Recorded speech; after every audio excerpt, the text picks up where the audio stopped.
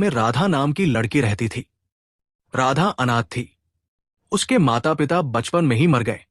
इसके बाद उसने खुद को अपने आप संभाला। राधा देखने में बहुत ही सुंदर थी, जिस वजह से गांव के कुछ लड़के उसे परेशान भी करते थे। पर वो इन सारी परेशानियों का सामना करते हुए अपना जीवन गुजार रही थी। वही गांव की औरतें उसे मनहूस कहती थी। एक दिन राधा नदी पर पानी भरने गई। तभी वहां उसे कुछ औरतें मिल गई। औरतों ने जब राधा को देखा तो एक औरत सुमन ने राधा की ओर देखते हुए कहा, हम ये देखो कौन पानी भरने आया है। हमारे गांव की मनहूस पानी भरने आ गई। दूसरी औरत, जिसका नाम विमला था, तुरंत सहमति में कहा, हाँ सही कह रही हो। अपने माँ बाप को बचपन में खा गई।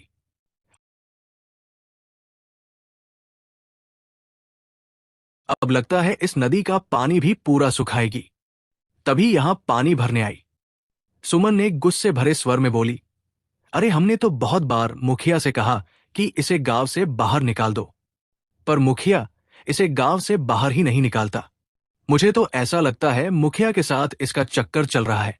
राधा ने उन औरतों की बातों का जवाब देते हुए कहा, ये आप लोग क्या कह रहे हैं? मैं आपकी बेटी की उम्र की हूं फिर भी।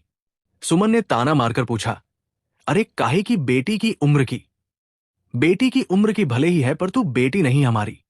विमला ने राधा को सीधे देखकर कहा, हाँ सही कह रही हो बहन। तू तो मनहूस है, जो अपने माँ बाप को बचपन में ही खा गई। मुझे तो डर लगता है कहीं हमारे गांव पर कोई विपत्ति ना आ जाए तेरी वजह से। ये सब सुनकर राधा वहां से दुखी होकर घर आ गई। घर आने के बाद वो जोर जोर से रोने लगी और अपने माता पिता को याद करते हुए बोली, आप लोग मुझे अकेला छोड़कर कहां चले गए? इससे अच्छा होता आप लोग मुझे भी मार डालते। राधा काफी ज्यादा दुखी थी और रोए जा रही थी, क्योंकि अक्सर उसे इसी तरह के ताने सुनने को मिलते थे। धीरे धीरे समय गुजर रहा था। राधा को इसी तरह ताने सुनने को मिलते थे। एक दिन राधा अपने घर पर खाना बना रही थी। तभी मुखिया आया। मुखिया को देखकर राधा थोड़ी घबरा गई और बोली, अरे मुखिया जी, आप इस समय यहां? मुखिया ने मुस्कुराते हुए राधा से कहा, अरे हाँ हाँ, तुमसे मिलने आया हूं। सोचा कि तुमसे मिल लूं। बहुत दिनों से तुम्हारे दर्शन नहीं हुए ना? राधा ने डरते हुए पूछा, आप यहां क्यों आए हैं? पता भी है गांव की औरतें कैसी कैसी बातें करती हैं। मुखिया ने हंसते हुए जवाब दिया, हाँ, अरे तो क्या हो गया? और वैसे भी वो सच्ची तो कहती है, हम तुमको बहुत पसंद करते हैं। अब का कहे तुम ही हो जो मेरी बात नहीं मानती हो। राधा ने मुखिया को समझाते हुए कहा, ये आप क्या कह रहे हैं मुखिया जी? अपनी उम्र देखिए, मैं आपकी बेटी की उम्र की हूं। फिर भी आपको शर्म नहीं आ रही ऐसी बातें करने में? मुखिया ने प्यार भरे अंदाज में बोला, क्या शर्म आए? हाय, शर्म तो तुमको आ रही है मेरा प्यार देखकर। अरे पगली, शर्म किस बात की? अरे प्यार उम्र देखकर थोड़ी ना होता है, और हम तुमसे प्यार करते हो। तुम हमारे यहां रानी बनकर रहोगी। राधा ने सख्ती से कहा, मुझे रानी नहीं बनना। चले जाइए आप यहां से, इसी में आपकी भलाई है। यह सुनकर मुखिया को भी गुस्सा आया और बोला, अरे पता नहीं तुझे किस बात का घमंड है। इतना दुख सह रही है फिर भी मेरी बात नहीं मानती है। बदतमीज कही की। मुखिया की बात सुनकर राधा बोली, चाहे मैं मर क्यों ना जाऊं, पर मैं आपकी कभी भी बात नहीं मानूंगी। अब आप यहां से चले जाइए, वरना मैं शोर मचा दूंगी। ये सुनकर मुखिया वहां से चला गया, जिससे राधा काफी ज्यादा खुश हुई। तभी उसे याद आया कि घर में लकड़ियां खत्म हो गई और वो जंगल से लकड़ियां लाने के लिए चली गई। तभी रास्ते में कुछ लड़कों ने उसे छेड़ते हुए कहा, अरे राधा, कहाँ जा रही हो अकेले अकेले? अरे बताओ तो हम भी तुम्हारे साथ चलें। दूसरे ने कहा, हाँ बताओ तो हम तुम्हारे साथ चलते हैं। वैसे भी तुम्हारा इस दुनिया में कोई नहीं है, लेकिन हम हैं, हमको मत भूल जाना। राधा ने उन लड़कों को डांटते हुए कहा, भले ही मेरा इस दुनिया में कोई नहीं है, पर भगवान है, इसलिए भगवान से डरो और अपने घर जाओ। ये सुनकर उन लड़कों ने कुछ नहीं कहा और वो वहां से चले गए। इसके बाद राधा जंगल आई और लकड़ियां काटने लगी। लकड़ियां काटते हुए उसे बार बार उन लोगों की बातें याद आ रही थी। इसी वजह से उसे काफी गुस्सा आ रहा था और वो तेज तेज कुल्हाड़ी को लकड़ी पर मार रही थी। तभी अचानक उसे किसी की आवाज सुनाई दी। आवाज को सुनकर राधा काफी हैरान हुई। राधा ने खुद से कहा, अरे ये आवाज किसकी है? इसके बाद राधा ने इधर उधर देखा तो वहां उसे कोई नहीं दिखा। तभी अचानक उसे फिर से आवाज सुनाई दी। ऐसा लग रहा था जैसे कोई मदद मांग रहा हो। वही आवाज बहुत ही धीरे आ रही थी, जिस वजह से राधा को समझ नहीं आ रहा था कि आखिर कौन मदद मांग रहा है। उसने अपने आप से कहा, आखिर ये कौन मदद मांग रहा है, मुझे दिखाई क्यों नहीं दे रहा। इसके बाद वो आवाज का पीछा करते हुए उसकी तरफ चली गई। काफी दूर आने पर उसे एक गुफा दिखाई दी। गुफा को देखकर वो काफी हैरान हुई। राधा ने खुद से बोला, अरे ये तो गुफा है, लगता है इसी से आवाज आ रही थी। ये कहकर राधा उसी गुफा के अंदर चली गई। गुफा में काफी ज्यादा अंधेरा था। राधा ने कहा, यहां तो कुछ दिखाई नहीं दे रहा, अब कैसे पता लगाऊं आखिर कौन मदद मांग रहा है।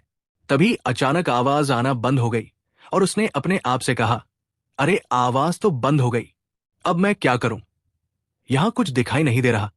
ऐसा करती हूं कल आऊंगी, तब पता करूंगी कि ये कौन है। इसके बाद राधा उस गुफा से बाहर निकल आई और लकड़ियां लेकर अपने घर आ गई। घर आने के बाद वो खाना बनाने लगी, पर बार बार उसे उसी आवाज का ख्याल आ रहा था। राधा ने खुद से सोचा, पता नहीं किसकी आवाज थी, शायद वो वहां फंसा हो और उसे मदद की जरूरत हो। क्या करूं, मुझे इस समय जाना चाहिए या नहीं। राधा उसी के बारे में सोच रही थी। इस तरह शाम हो गई, जिस पर राधा ने कहा, कल जाऊंगी। अब तो शाम हो गई, इस समय जाना ठीक नहीं है। अगली सुबह राधा उठी और सीधा उसी जगह पहुंच गई। गुफा में आने के बाद उसने मशाल जलाई और अंदर चली गई। अंदर अंधेरा था, पर मशाल की मदद से वो आगे बढ़ती जा रही थी। तभी उसे एक नौजवान आदमी दिखाई दिया जो घायल पड़ा हुआ था और वही लगातार आवाज मार रहा था। उसे देखकर राधा पहले काफी ज्यादा घबरा गई। राधा ने खुद से कहा, अरे ये तो कोई आदमी है, अब मैं क्या करूं। राधा ने उसे उठाने का प्रयास किया पर उठा नहीं पाई।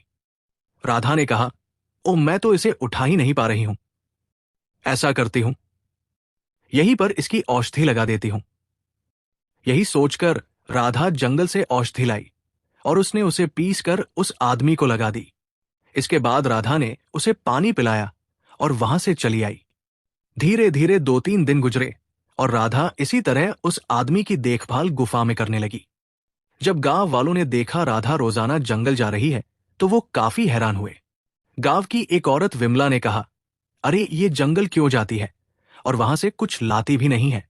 सुमन ने कहा, हाँ बड़ी हैरानी वाली बात है, आखिर ये सब चक्कर क्या है, ये कर क्या रही है, हमें इस बारे में मुखिया को बताना चाहिए, कहीं ये कुछ अनर्थ ना कर दे।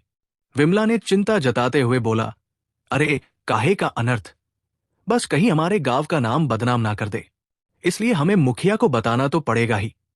इसके बाद वो सभी मुखिया के पास आए। मुखिया ने जब गांव वालों को देखा तो कहा, अरे आप लोग यहां पर क्यों, क्या हो गया। गांव वालों ने कहा, कुछ दिनों से राधा लगातार जंगल जा रही है पर वहां से कुछ लाती नहीं, आखिर वो जंगल क्या करने जा रही है। मुखिया ने गुस्से से जवाब दिया, अरे उसका जो मन करे सो करे, अब तुम लोग इतना उसके बारे में क्यों सोच रही हो। विमला ने कहा, मुखिया जी हम तो आपको बताने आए हैं, कहीं वो कुछ उल्टा सीधा ना कर दे जिससे हमारा गांव मुसीबत में फंस जाए। मुखिया ने कहा, ओहो अरे वो कुछ नहीं कर रही होगी, और वैसे भी जंगल में क्या ही कर सकती है, तुम लोग फालतू में इतनी बातें सोच रहे हो, चलो अब जाओ यहां से। ये सुनकर गांव वाले वहां से चले आए। जिस पर सुमन ने कहा, मैंने तो पहले ही कहा था ये मुखिया जरूर राधा पर मरता है, इसीलिए हमारी बात नहीं सुनता। दूसरी तरफ राधा की देखभाल से अब उस नौजवान की हालत ठीक होने लगी। एक दिन राधा जब उस गुफा में आई तो उसने देखा नौजवान उस गुफा में नहीं था। उस नौजवान को वहां न पाकर राधा को बड़ी हैरानी हुई। राधा ने खुद से कहा, अरे वो नौजवान कहां चला गया, उसे तो इसी गुफा में ही होना चाहिए था, अभी तो उसके जख्म भी सही नहीं हुए। राधा को कुछ समझ नहीं आया। उसने गुफा में अच्छी तरह देखा पर वहां कोई नहीं था। वहीं दूसरी तरफ रमेश राधा के पीछे पीछे आया था।